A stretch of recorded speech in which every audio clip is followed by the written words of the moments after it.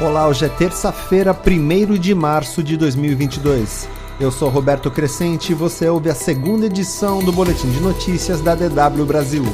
Confira nesta edição. Tribunal Internacional investiga a acusação de genocídio na guerra da Ucrânia. Zelensky pede que a União Europeia aprove seu apoio ao país. Alemanha, França e Polônia apoiam a aproximação entre Ucrânia e União Europeia. O Tribunal Internacional de Justiça marcou as audiências para julgar acusações de genocídio apresentadas pela Ucrânia contra a Rússia.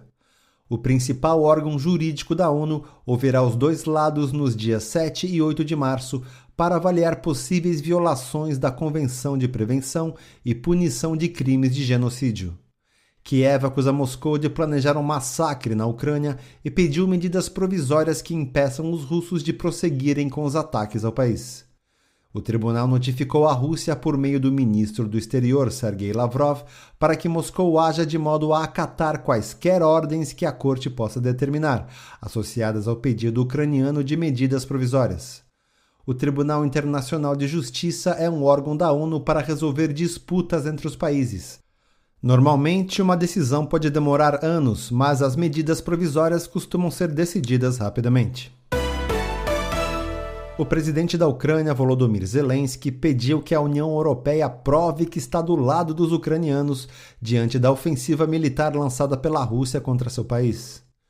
Em um discurso por videoconferência ao Parlamento Europeu, Zelensky reforçou o pedido para que a União Europeia aceite a adesão imediata do país ao bloco e pediu a entrada como uma espécie de prova para demonstrar que os ucranianos não estão sozinhos na luta contra os russos.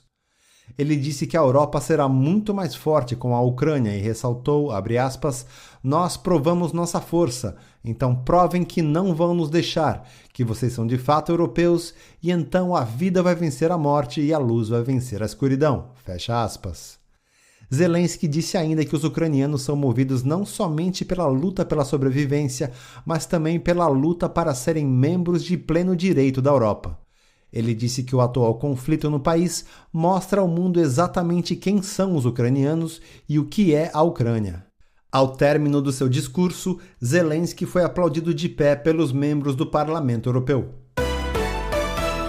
A União Europeia prometeu enviar ao menos 500 milhões de euros em ajuda humanitária à Ucrânia e para os refugiados que tiveram de fugir para os países vizinhos, informou a presidente da Comissão Europeia, Ursula von der Leyen. Ela disse que este é o momento da verdade para a Europa e que o destino europeu, assim como o da Ucrânia, também está em risco. O presidente do Conselho Europeu, Charles Michel, afirmou que não é somente a Ucrânia que está sob ataque, mas também as leis e a ordem internacional, a democracia e a dignidade humana.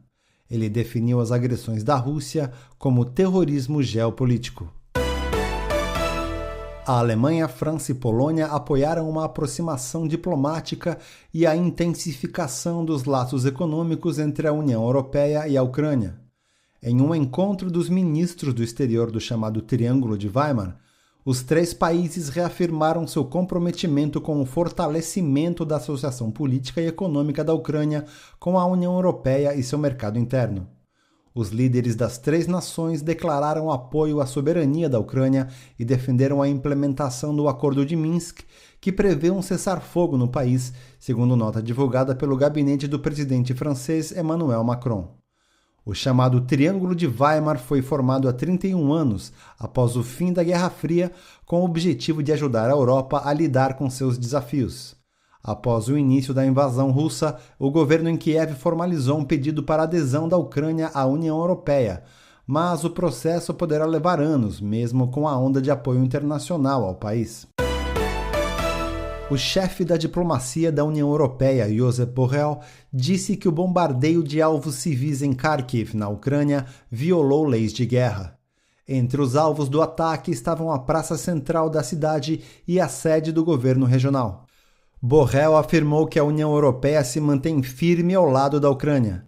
Segundo um assessor do ministro do Interior ucraniano, pelo menos 10 pessoas morreram e 35 ficaram feridas no ataque no centro da cidade. Kharkiv é a segunda maior cidade da Ucrânia, com cerca de 1,5 milhão de habitantes. O presidente Volodymyr Zelensky disse que os ataques de mísseis russos a Kharkiv equivalem a terrorismo de Estado e crime de guerra. Ao menos 136 civis foram mortos na Ucrânia até esta terça-feira e 400 pessoas ficaram feridas desde o início da invasão, segundo dados da ONU. A entidade, porém, afirmou que os números reais devem ser ainda maiores. Mais notícias confira no nosso site dw.com/Brasil.